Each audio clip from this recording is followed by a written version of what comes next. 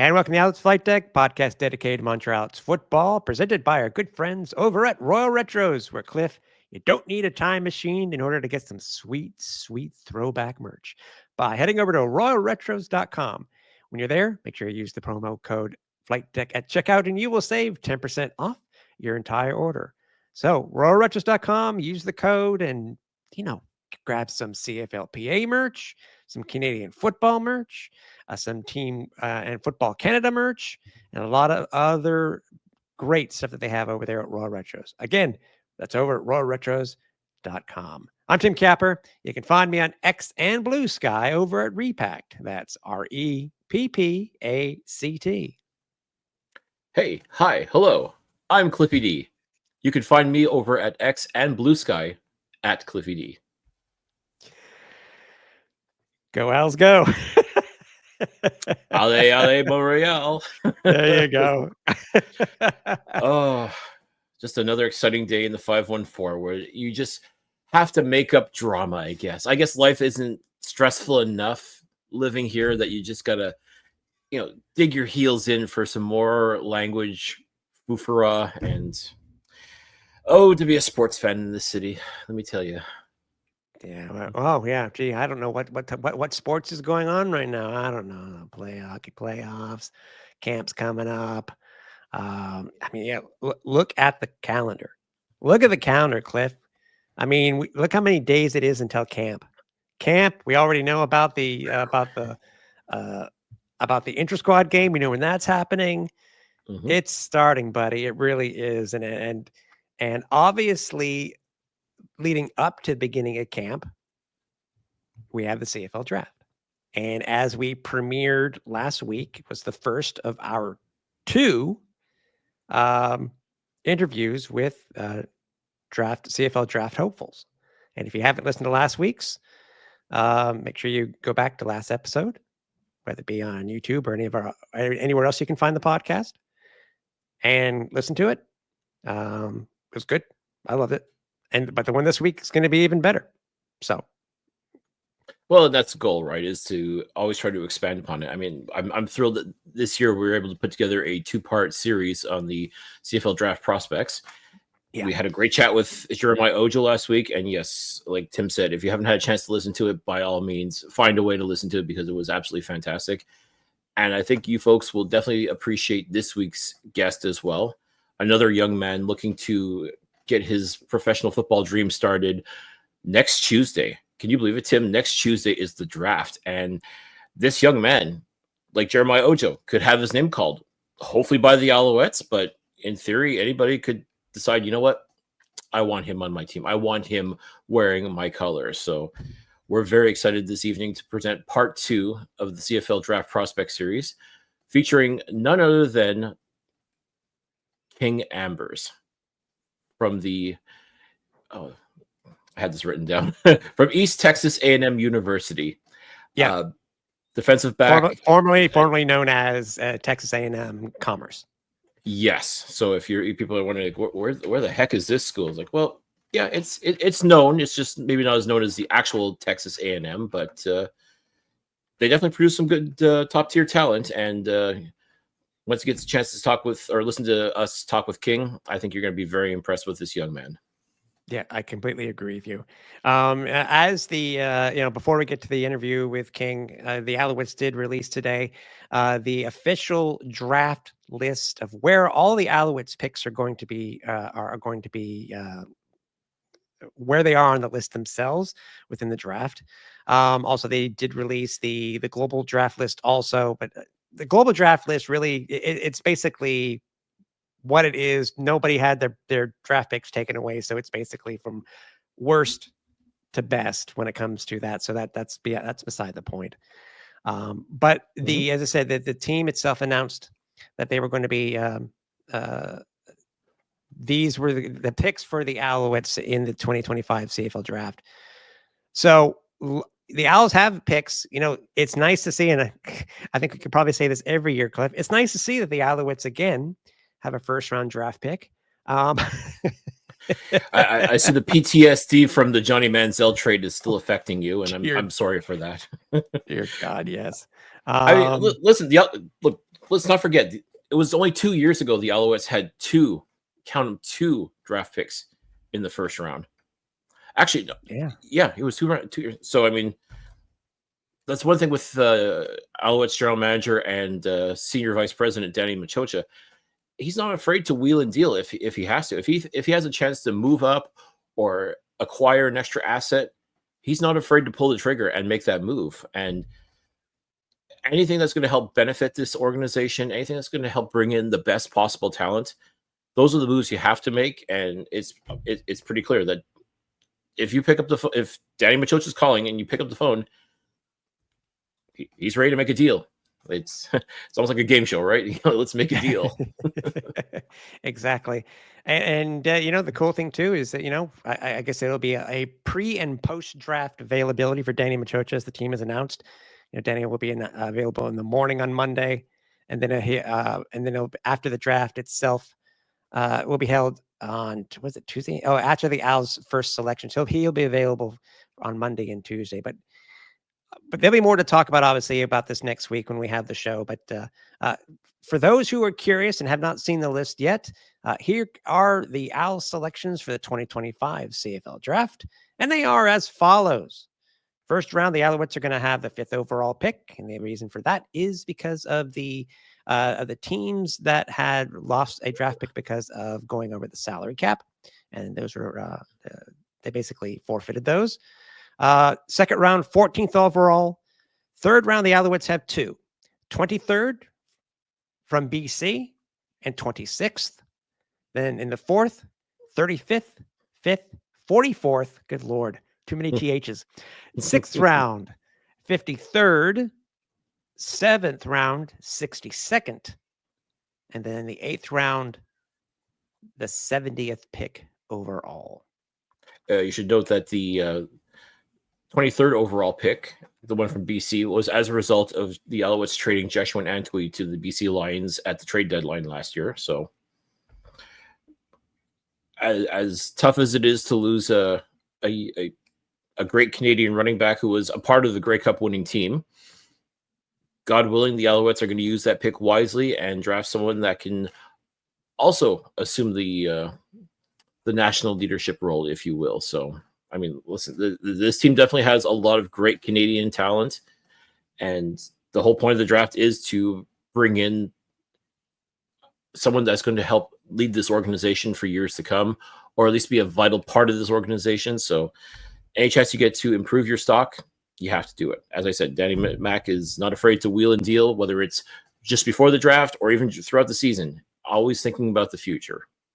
Yep. And things happen. I mean, I think we saw a big-ish trade right before the NFL draft, which is happening tonight as we're taping. So anything can happen. Let's not forget too, talking about the NFL draft, maybe not necessarily in the first round, but in later rounds, there's a lot of Canadian talent in the NCAA that has potentially drafted, and that could affect how things go for the CFL draft next week. So I find like a lot of football fans that are real draft aficionados are still going to be paying attention just to see what's going to happen as far as, yes, Tim, we know you're getting better though. Don't stunt on us, folks. Man, you're getting there. You're starting to appreciate what the draft is all about. So, oh yeah, and again, but still continue. Sorry. Yeah, again, there's no shortage of great Canadian talent out there, and the fact that NFL teams are starting to sit up and take notice and truly think about maybe we need to get these guys on our team, and how that's going to affect the CFL draft as a result, because I'm sure a lot of CFL teams are looking at those players thinking maybe they come up north, but we won't know until the NFL draft is done on Saturday. So it's going to make the next couple of days are going to be very interesting. Let's put it that way. For sure. And considering that there are 2 big names, funny to say this, there are 2 big Canadian names that are being looked at quarterback, and it depends on if they will be actually drafted during itself, or whether they'll be signed as UDFAs. Or there's another one that I learned. Another term is it's a UPFA. I think that's what I learned today. I don't know if it's the same thing as a UDFA. It's like an undrafted premier I think that was the word that I heard. Uh, Free agent. I have to go back and check again. Anybody, please correct me if I'm wrong, whether it be in the comments or send us something on socials. But still, you know, baby Rourke, do, and sorry, I had to do it, and Taylor Elgersma. So I mean, only I think the first first U Sport quarterback to be invited to the Senior Bowl, which is nothing to sneeze at, because That if is, you're invited to the Senior Bowl, I mean, come on. yeah, that's no small feat, folks. I mean, that is impressive stuff. So that gives you an idea of what kind of talent is available, not just to the CFL draft, but even the NFL draft. Even NFL teams are taking note of guys like Taylor Elgersma and Curtis Rourke. So Yeah. And again, we'll see all this to say, where they end up. Yeah. it's going to make things Say, very interesting. yeah, I was going to say, or if a team in the in the CFL will potentially take a futures pick if they do sign in the NFL, or if they don't get picked up, where they will be drafted and will they come here and play? And that's where the two teams to look at in that regards would be BC and Winnipeg, because they have those extra picks in the second round. That's right. For the most Canadian snaps taken. So that's like almost playing with house money at that point. So who knows? Maybe they decide to use those to take a flyer on a Curtis Rourke or Taylor Elgersma as well. Just knowing full well that they may not come up north for a while, if ever, but just for the sake of saying maybe if for whatever reason it doesn't work out down in the NFL, they come up here and they come play for our team. Exactly. And obviously, we'll have more to talk about next week on the show when we do our draft breakdown and talk about who the Canadians were that we drafted and who we picked up in the global draft. I wouldn't think that we would be, well, considering where we are with the kicking situation. You never know. We may go ahead and draft another kicker. I guess we'll find out, and we'll talk about that next week. Absolutely. There's no shortage of possibilities. Let's leave it at that. Exactly. We have been actually thrilled to go ahead and bring you this year a series of interviews with some of these CFL draft hopefuls, right, Cliff? And obviously, with that being said, we've had one already again last week. Go ahead and listen to it, but I'm gonna give you the props on this one, because I will say it was your idea to have the series this year, and I got to give you the props and everything that comes with it. But go ahead and let everybody know once again who we're about to talk to. Oh yeah, this has definitely been something I've been wanting to do. Like I said, based on the strength of our interview with John Boss last year, I want to see, again, I always want to see how far we can go and go even further. I keep saying that, but it's true. I want to see how far we can take things here on the podcast. And that includes giving the opportunity for these young draft prospects to come on board and share things with us. Like, I think these guys would be a great fit for the Montreal Alouettes.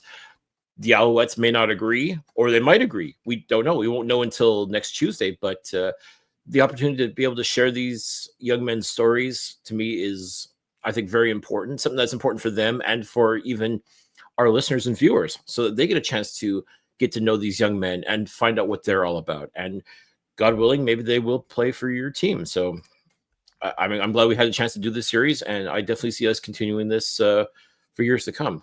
With that in mind, we are very excited to be able to welcome this evening onto the Alouettes flight deck a young man who I think, I mean, they say film don't lie, and this young man's film is absolutely outstanding.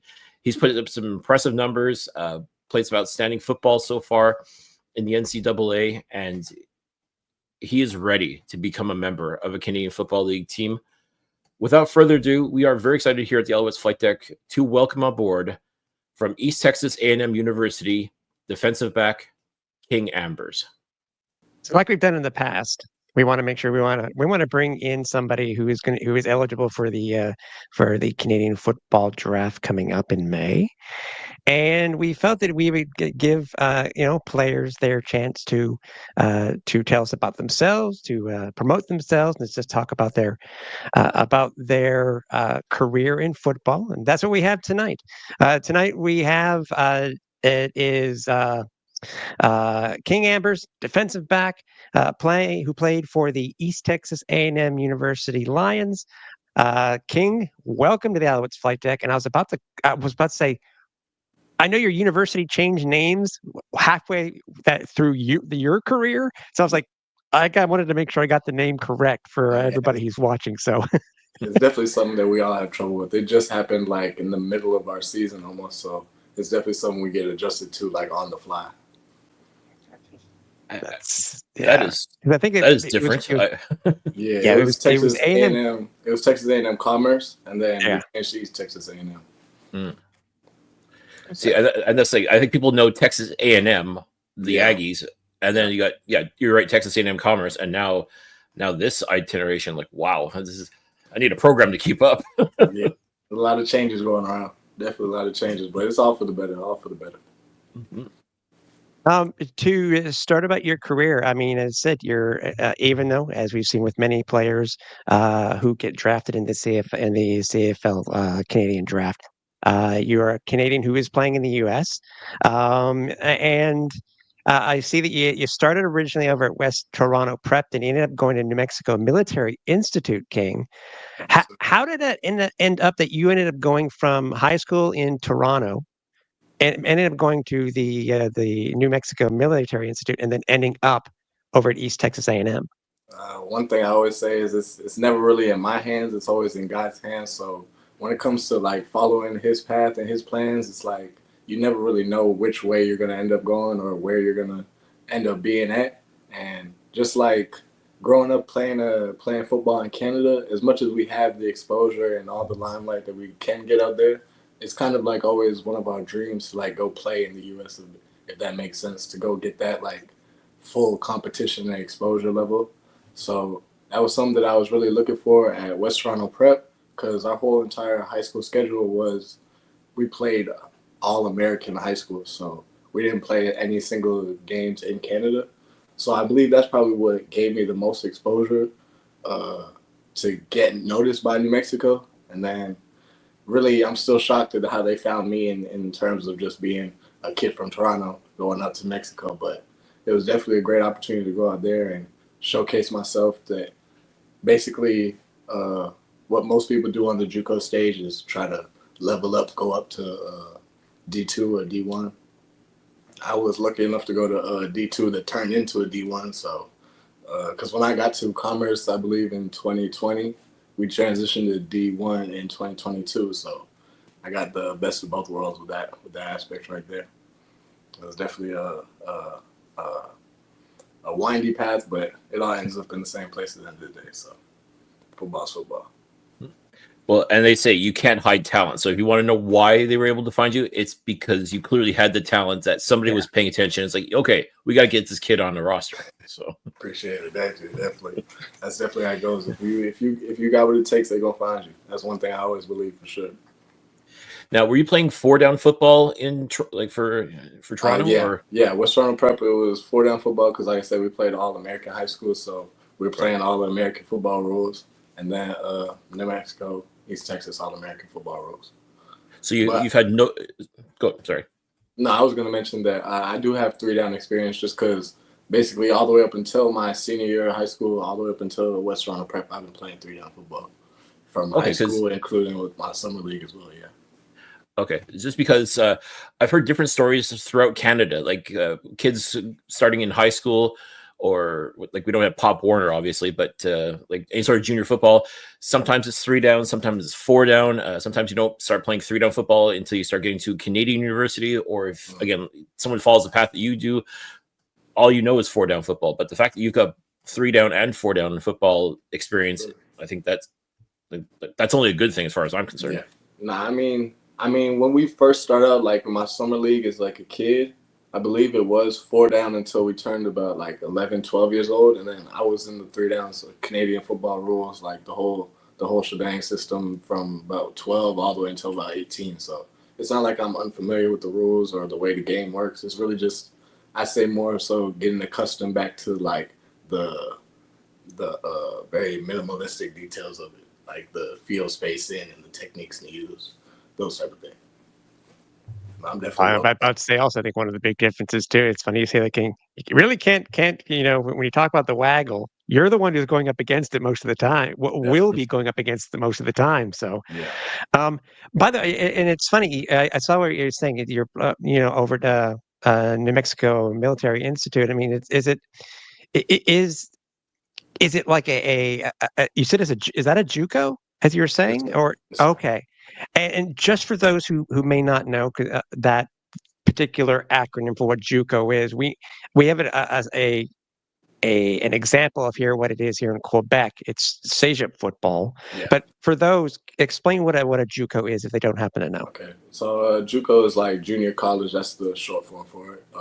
It's mostly just a 1 or 2 year like college system that most athletes play at.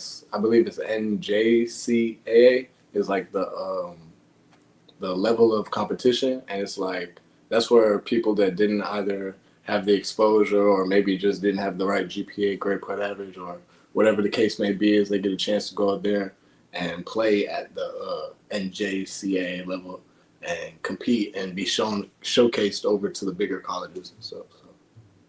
Okay. All right.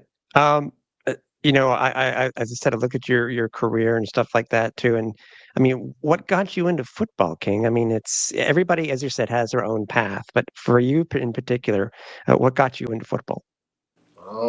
As long as I really can remember, I've been saying I was going to be an NFL player since kindergarten. Like, you got little kids want to be Superman, want to be doctors, want to be this and that. Football has always been the goal for me. Like, as long as I can remember, I was putting on jerseys, putting on whatever football memorabilia I could, playing in the backyard, throwing at the fence, whether it was throwing or trying to catch my own ball. Like, football has been my life since I can longest remember from a kid. So I don't see any other path for me that really made sense. It was just something that I had a passion for the longest. And what led you into becoming a defensive back? Like, did you play any other positions, or was it strictly defense? That one I wouldn't say is a mystery. It's more the competition level for me on that part. I started off playing quarterback and receiver a little bit, and I was really into that. But I started playing defensive back, I believe, around 10 or 11 years old, and it was something. Even though we're not really on the island at 11 or 12, it was something about just having that one-on-one matchup, that win or lose mentality type of thing every single play, where it's like, I could mess up this play and make the world's greatest play on this play, and then still not matter the next play. I still got to go out there and have a one-on-one again and just keep doing it over and over again. And I will admit, I do like to, I would say talk trash, if that makes sense. So it's like one of the best positions for that. So it just goes hand in hand. None better than Richard Sherman, which is arguably one of the best shutdown corners that's ever played football. And he too was quite the trash talker. So I'm guessing he must have had a bit of an influence on you. For sure.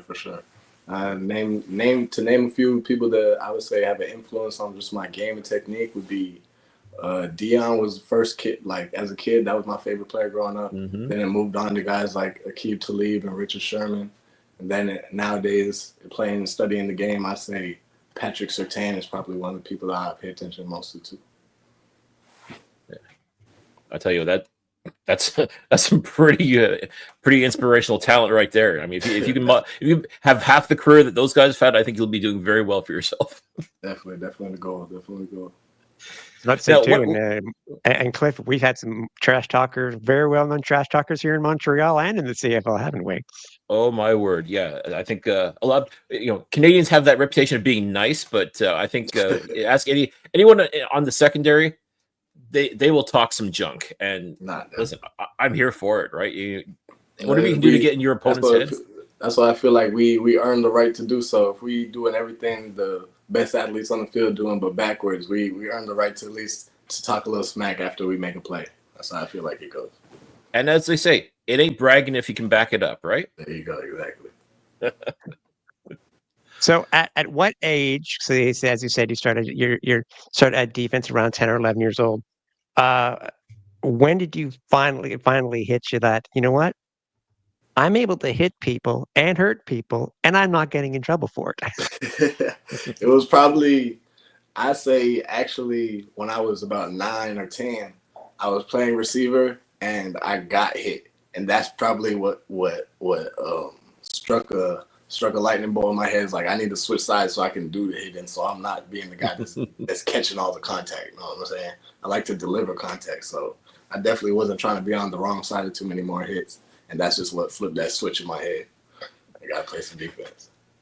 And it's funny, the knock on defensive backs is they're basically receivers who can't catch. But I mean, how many times as a great defensive back or a corner taken a ball away and made an outstanding catch? I always hated that stereotype because it's like when we making plays and when we catch the ball, it's usually a lot harder than it is to catch a little 5-yard hitch route or a little 2-yard slant. You know what I'm saying? We catching the ball, making 360s, jumping in the air, highest point, those type of things. So I never really believed into that stereotype.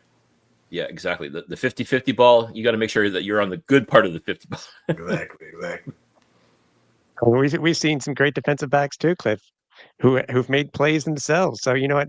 It's not that the guys on the defensive side of the ball can't catch. It's just that they gotta take advantage of the times that they do catch the ball and try to bring it to the house. So exactly, you do that, and you're going to have a great career in the Canadian Football League. Most definitely. In your career itself, King, I mean, has anybody really stood out to you or given you a piece of advice that you still cherish to this day?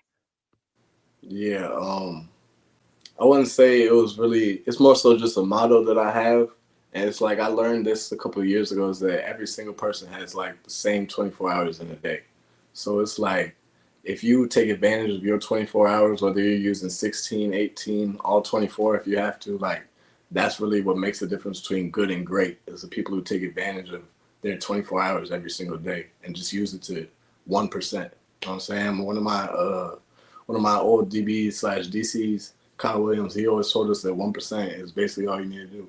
You practice perfect, you know what I'm saying? And you don't always reach perfection, but if you practice perfect, you're gonna be real damn close. So that's just how it goes for me. It's every day is 24 hours and 1%. That's it. And that's something you hear about all the time. Get 1% better every day. That's words to live by. Yes, sir. Let's talk about your pro day. Did I read correctly? Your 40 time was 4:51? Yes, sir. Woo! Okay. I mean that. Appreciate it.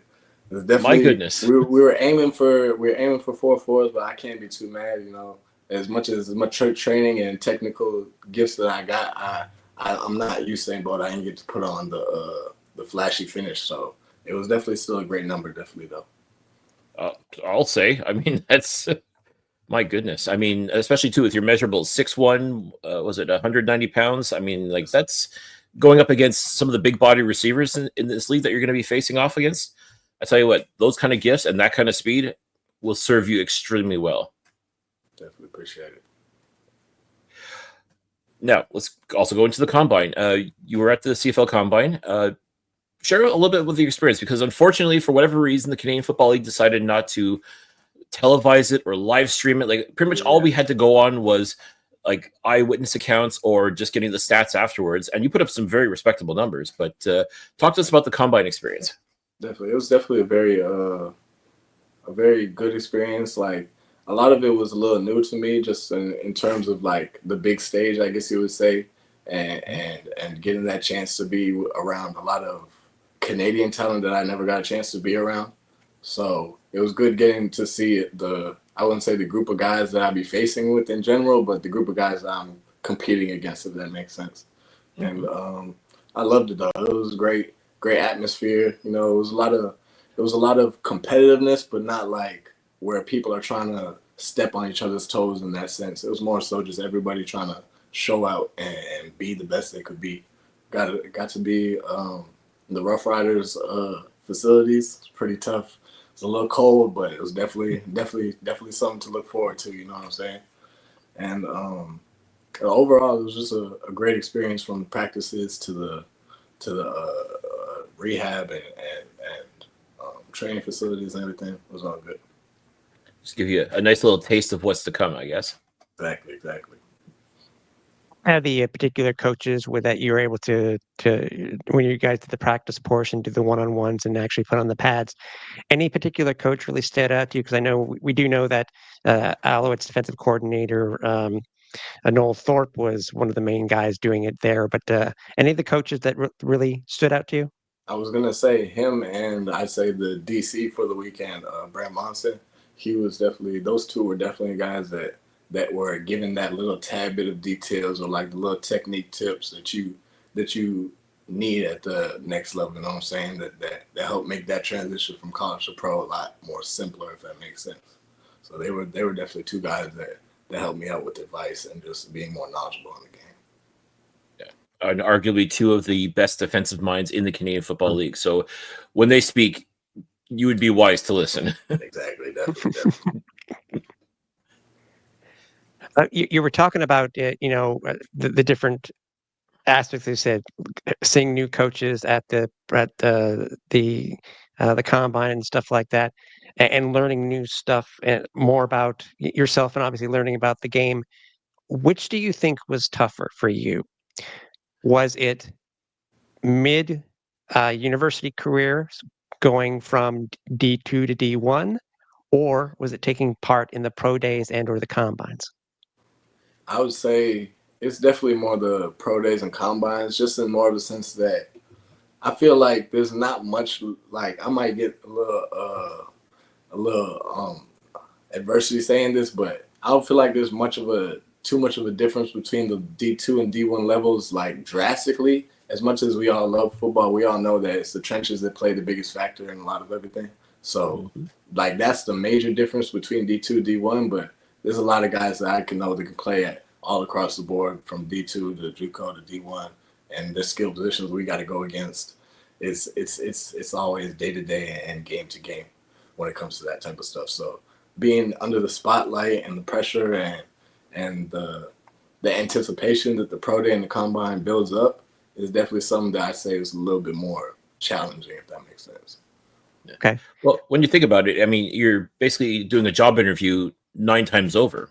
I mean, Exactly. that's the best way to just. I guess that would be the best way to describe it. Is it's literally a job interview, and you've got to meet with 9 different organizations, so to speak. So, yeah, I can definitely see a little bit of a pressure cooker, right?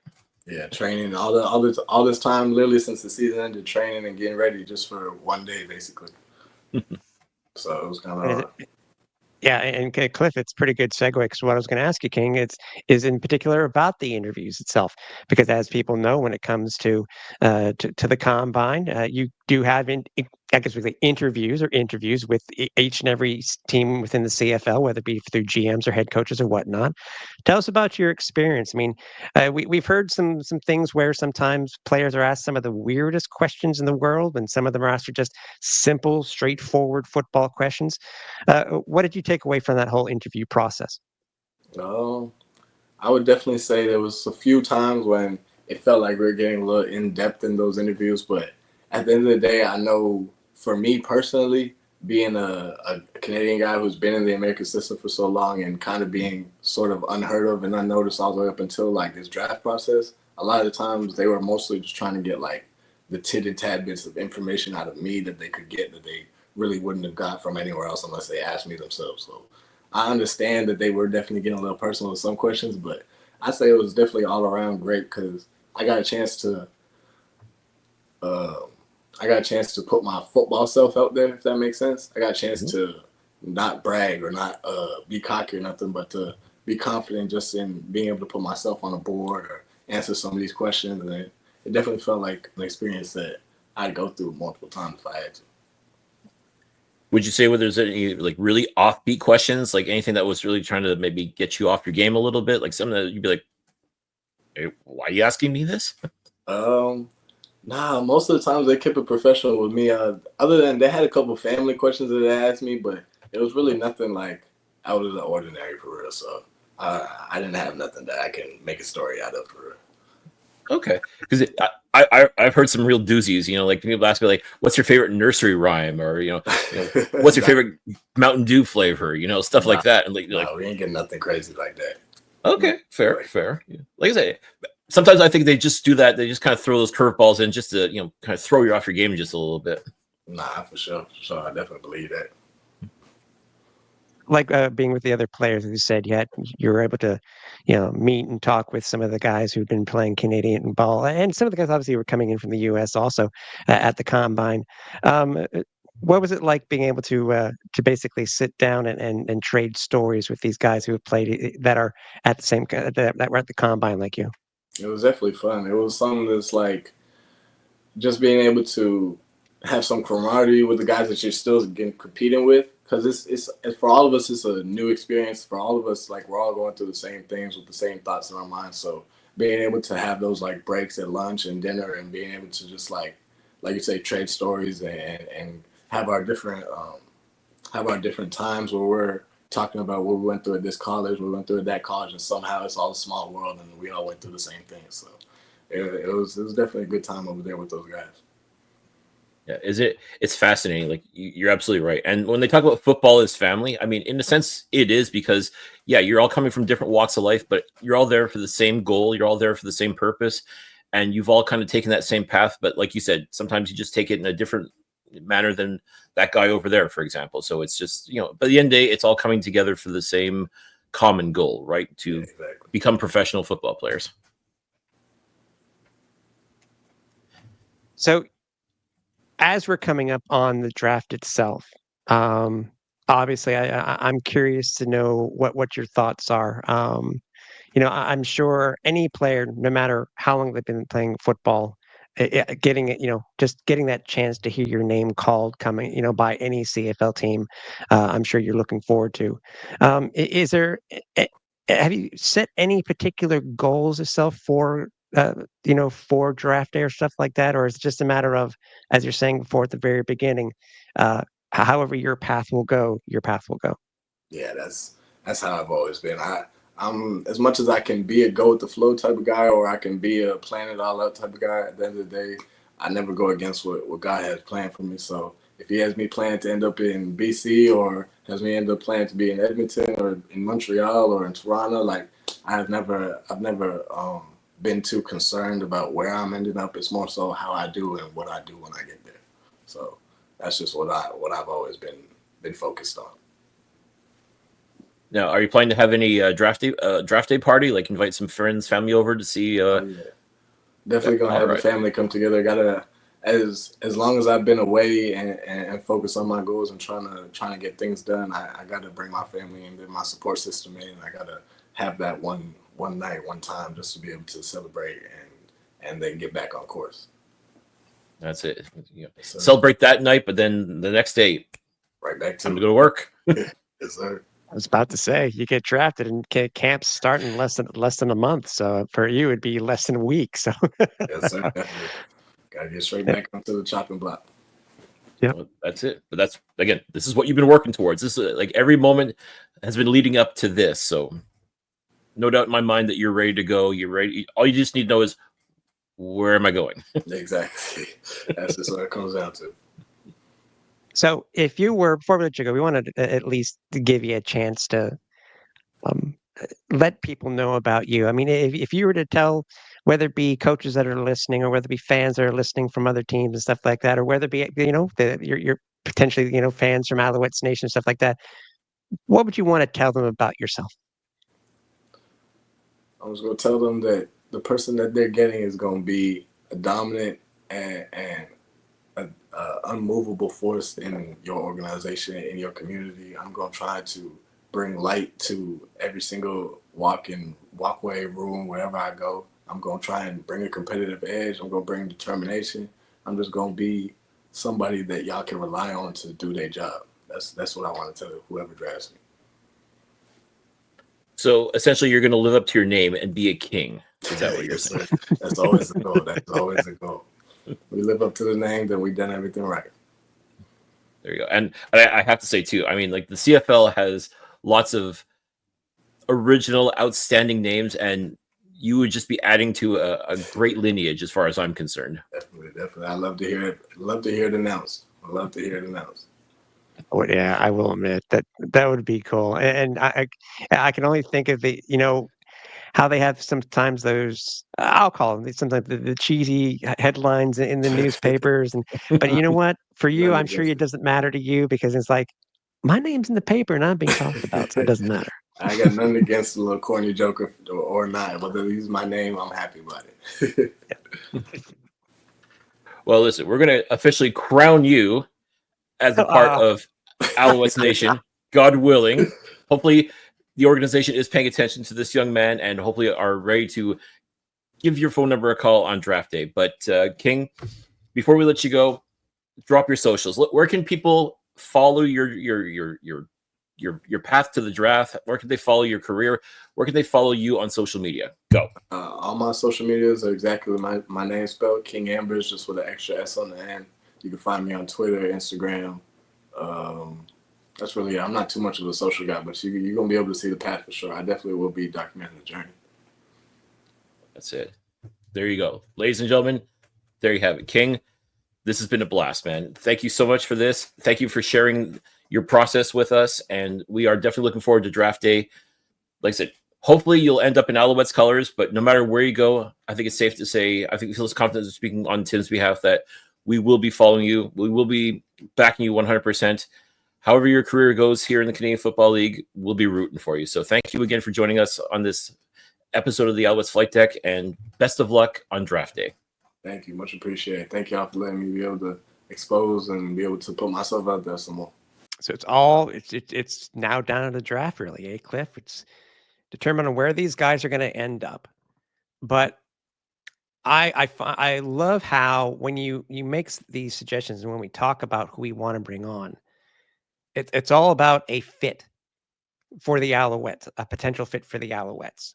You know, it's not some of these mock drafts that you and I have seen where just for whatever reason, somebody chooses all Quebec-born or RSEQ players to be drafted by the Alouettes. That's not the case. And Danny Mack over the last few years has proven that that's not the case. He's looking to better the team no matter what. And to have King on the team would be a great addition. But again, it's all going to be about what happens next Tuesday. And maybe we'll be talking about him and or others that have been drafted by the Alouettes once we talk about the results of this draft next week. Absolutely. I'm glad you brought up the fact that there's some lazy, as far as I'm concerned, lazy mock drafting going on. When if you've got the Alouettes taking everybody from that was either born in Quebec or played in Quebec, I'm sorry, that is just absolutely lazy. I mean, and it's a tired narrative. I mean, last time I checked, Tyson Villepot didn't come from Quebec or play in Quebec. Tyrell Richards didn't come from Quebec or play in Quebec. Arthur Hamlin didn't come from or play in Quebec. I mean, this notion that all the Quebec players are going to be drafted by the Alouettes it's tiresome, to tell you the truth. And that's not, again, I'm not trying to put anyone down from that's born in Quebec and play. There's a lot of talented football players. We've talked about this over the past 20 plus years. Quebec has truly become a powerhouse. That's not to say that the Alouettes are going to take every single Tom, Dick, and Harry that was born here in Quebec or played their football, university football here in Quebec. That's just ridiculous. Are you telling me that none of the other 8 CFL teams aren't looking for talent as well? They surely have to realize just how impressive. Like when you got Laval and the Montreal Carabins winning Vanier Cup after Vanier Cup, like, God dang, wouldn't you want some of those guys on your team? I'm pretty sure you would. And again, the dearth of talent that's here in Quebec.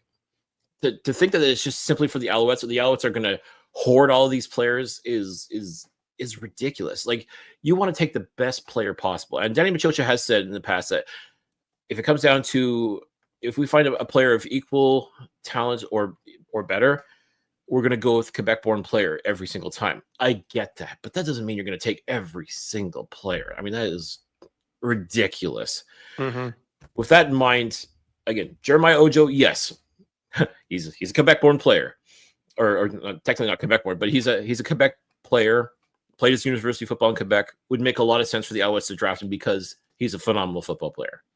King Ambers, not a Quebec-born player. Didn't play his university football here in Quebec. but he's a phenomenal player. Someone who I think this Alouette secondary would be thrilled to have on board. Can you imagine this dude lining up with guys like Wesley Sutton, Najee Murray, Kabian Ento, Marc-Antoine Decoy? Oh my goodness. I mean, that's what gets me excited. Like when I saw his film and I saw what he can do as far as a shutdown corner goes, oh my goodness, he would be an absolutely phenomenal fit. Again, we don't know if the Alouettes would agree or disagree with us, and we won't know until after the draft. But as far as I'm concerned, those are two guys in this series that I think would be great fits. That's why I asked them to come on board, chat with us. But truthfully, wherever they end up, I think they're going to have fantastic careers for whichever team they're going to play for. And we'll be supporting them every step of the way, because they've also proven that not only are they really good football players, but they're pretty fantastic young men as well. So, best of luck to both Jeremiah Ojo and King Ambers on this draft journey of theirs. It's not going to be a matter of if their names are going to be called on Tuesday. It's just a matter of what time their name is going to be called. Yeah, exactly. And once we come upon this thing next year for 2026, if you see anybody that you are that you really like the look of, make sure you do reach out to us, and we'll see what we can do for next year's series, because as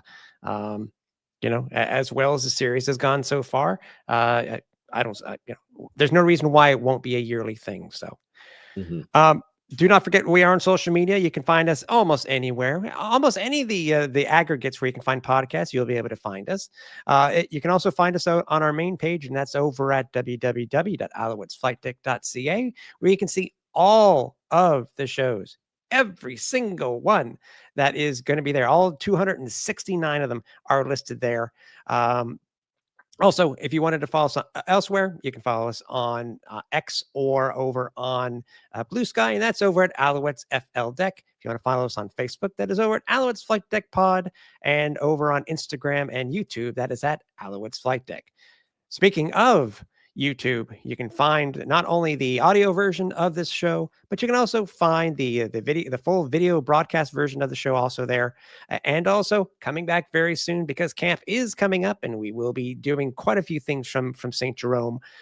You will be able to find our companion post-game show, Flight Deck Live, whether it be at camp or whether it be after every home game, or maybe if we're on location, you may find us there, may see the shows on there too. But either way, you'll be able to find all those shows over on YouTube.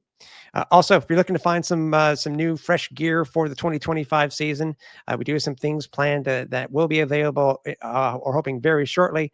But you can head over to the store over at flightdeckgear.ca. Again, rep some merch, show us at camp, show us at the stadium, whatever it may be. We are proud to have you rep our merch. And lastly, once again, we want to thank our presenting partner, Royal Retros, where if you go to the royalretros.com and use the promo code FlightDeck at checkout, you will save 10% off your entire order.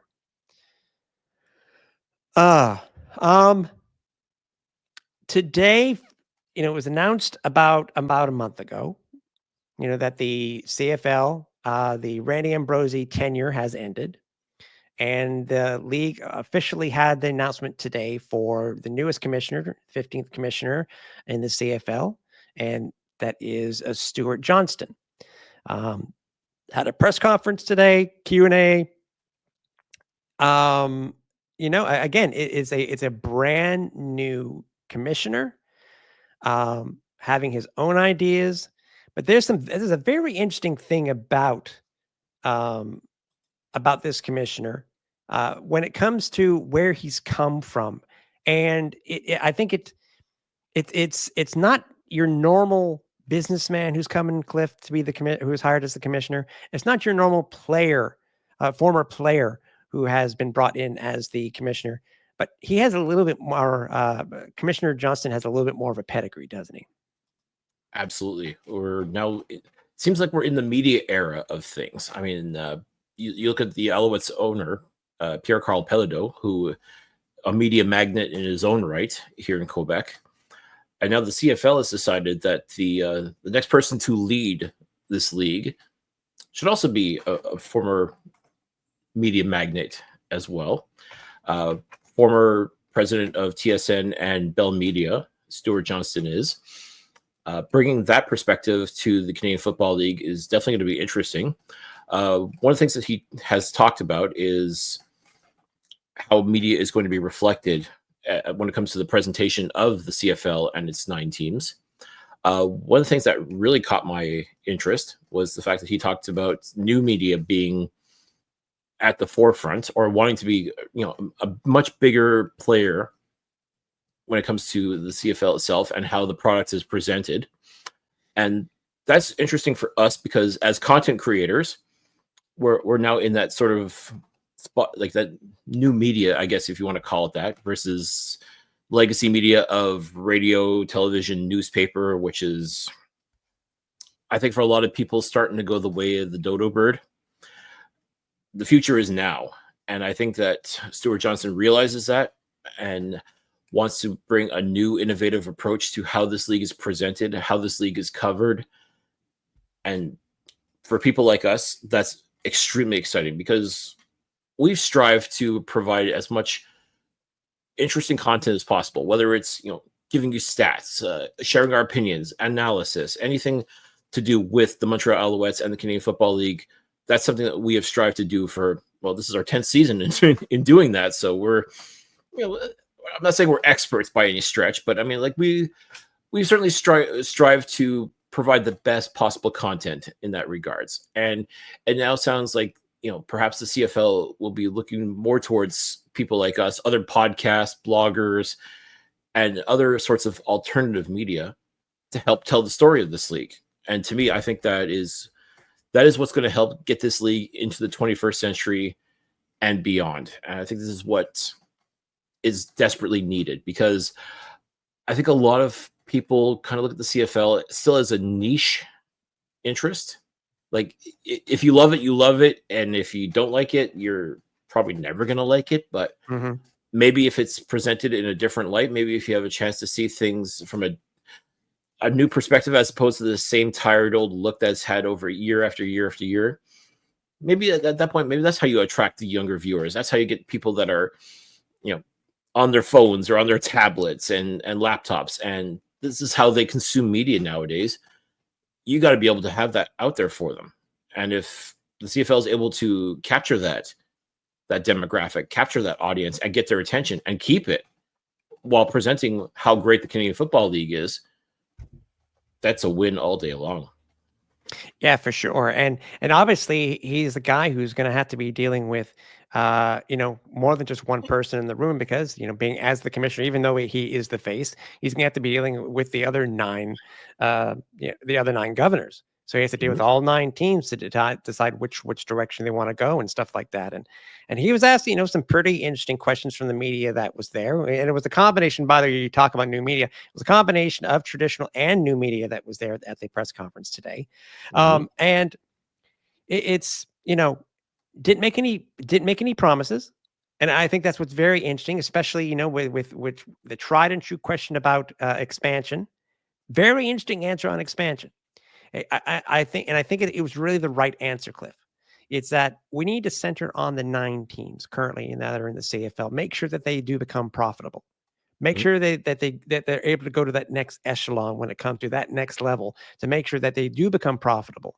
I mean, because you can still, you can still be making money, but that doesn't necessarily mean that you're a good franchise. And I loved his take on it. And obviously the other take too that I'm very interested in, obviously, I've talked about it before, is the upcoming renegotiation of the broadcast contract, which will happen after the 2026 season. He did state openly that because he's going to be going to his incumbent broadcasters, which makes sense. And I kind of get that. He said, in business, you want to go to the guys that you've had before, that you currently are having, and you want to offer X, Y, Z to them first. And that's what he's going to do, which I get. It makes me wonder too, talking about these new opportunities, having the potential of, having a PKP in the room who is basically, as you said, he is a broadcast magnet because of TVA and all the different conglomerates that he does own, whether it be print, radio, or television. Will that be a huge part of this, and I look at it thinking, okay, he's going to be giving TSN, I don't want to say preferential treatment. He's giving them the first right, I guess we could say. First right to refusal. I guess that's the Right best of way of putting refusal. it. Yep. Yep. I'm curious to know, and this is why we would love to have him and PKP on the show, just to get their point of view, because I honestly still think, even though, with Commissioner Johnson still being where he is, I still think that there is a huge opportunity to grow this league, whether it be digital. Because remember, TVA, if I remember correctly, TVA, with their 2 sports stations, I think they have a digital presence also. That's one of the selling points that the commissioner has right now. I'm curious to know what's going to happen. I still think there'll be popcorn that will be had, and we'll be sitting here and eating it and eating and eating it. Curious to see what happens. But I think it's best for the league, despite where Commissioner Johnston has come from. Yeah, I don't necessarily think that his being a former member of TSN and Bell Media gives them an automatic in, so to speak. I mean, it definitely means he will go to them first, which is completely understandable. But I don't see any scenario where he doesn't at least explore the alternative media empires that are out there and trying to maybe work with them in some way, shape, or form. I mean, I look at, like, for example, the PWHL, Professional Women's Hockey League. They're broadcasting games on Amazon Prime. Could the CFL go that route? I mean, Netflix just had a massive deal with the NFL, with WWE as well, as far as broadcasting goes. We're talking like billions with a B. Yeah, the WWE contract is just absolutely nuts, I will admit. Yeah, and again, same idea though. It's all about producing the content, producing things that people are going to tune in for and make them get that Netflix subscription. Could that necessarily work with CFL? Who knows? I mean, could we foresee a scenario where maybe one of those games is simulcast on Amazon Prime or Netflix or some other sort of streaming option, if only to try and get the cord cutters, like the people that don't necessarily want to go ahead and get a cable subscription just for the sole purpose of watching CFL games? I mean, that's something that, again, he still has a bit of time to sit and analyze this, but I mean, that's something that he's going to have to eventually consider, if nothing else. I mean, to me, I think that's an avenue that you can't ignore anymore. It is something that it's a thing happening now in 2025. This sort of alternative media, again, I mean, not just the coverage of the league, but also the presentation of sporting events has changed drastically. Yeah. And to the point where we're going to get to the point where you just can't go back to the way things used to be. I mean, you got to be looking towards the future, looking to, moving forward and growing outwards, not inwards. So it'll be really interesting to see what Stuart Johnston's able to do. I mean, he's already talked about wanting to go to all the 9 CFL cities and listen to what people have to say and listen to what every team has to say. And that's going to be his on-the-job training, so to speak. And I'm looking at this as a positive. I'm looking at it as someone that cares about this league, wants to see it do well, wants to do everything in his power to make this a better league, make the teams better, and strengthen it. And man, I think by the time November rolls around and he's handing out that Grey Cup, I mean, I'm not expecting things to be drastically different, but at the same time, he may be starting to lay down that foundation towards the future. I mean, I hope so for his sake, because that's how we have to be looking at this league. The fans that love this league are going to love this league forever. It's now a matter of making sure that there are still fans, that we're going to replace those fans when they pass on. Make sure that the next generation of CFL fans and media and so on are represented, acknowledged, and even appreciated. Yeah, I agree with you, because you look at it, you're talking about WPHL. You also got the Canadian Elite Basketball League. Look at all the different partners that they had that are streaming, whether it be TSN, whether it be CBC Gem, or whether it be regular terrestrial TV in CBC. It's a matter of maybe there is a place to have the French package as an example. pulled away from RDS and placed over with PKP's a conglomerate. Like as I said, it's all about something different. They did some interesting things this year with the expanded stats over on TSN Plus. That was a plus because that had been done by the other networks in the NFL, et cetera. But it's just a matter of making sure that it gets out to the masses in its best way form and best way possible to everybody, whether it be here in Canada, US, or abroad. Yeah. And it's not just a matter of just putting the game on TV and hoping people are going to watch it. Have it be interactive. Have people engaging not just with watching the game, but also being a part of the broadcast as well. Could also be an avenue that may not have been considered even 5 years ago, but you're starting to slowly see that now in other sports, is the interaction, with the presenters and with the league itself, and other ways that fans are able to consume not just the game itself, but also you're getting like the real-time stats, you're getting like betting odds, you're getting all sorts of information at a rapid pace. And it's almost, I won't say it's overwhelming, but at the same time, there is a lot to absorb. And again, if you're looking for a certain sort of experience when it comes to watching sports, like some people watch sports for sports, some want to be betting, some people just want the social aspect of things. I mean, there's a lot of things that you can do in the Canadian Football League. It's just a matter of truly being limited by your imagination and just seeing what can you do to attract that young audience and keep them interested, keep them coming back and watching games over and over and over again.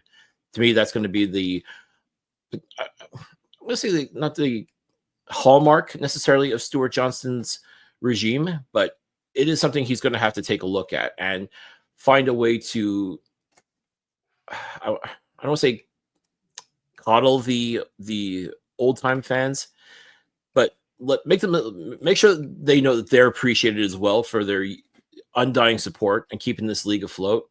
Yeah. At the same time, using them even to help embrace the new and ensure that this league is going to be successful for years to come. I think if he's able to do that, was Andy Ambrosi able to do that? To some degrees, yes, but there is still a lot of things that maybe he didn't quite hit the mark on. And again, in time, we're going to take a look back at his regime and see where he went wrong, what he did right, and so on, and compare it to what's going on right now. So it's going to make for a very interesting season, if nothing else, just to see just how Stuart Johnston is going to be doing things now that he's at the helm. Yeah, exactly. And one last point for me about it is that he also happened to bring up, and you happened to mention it too. It is about, yes, you have your current set of fans.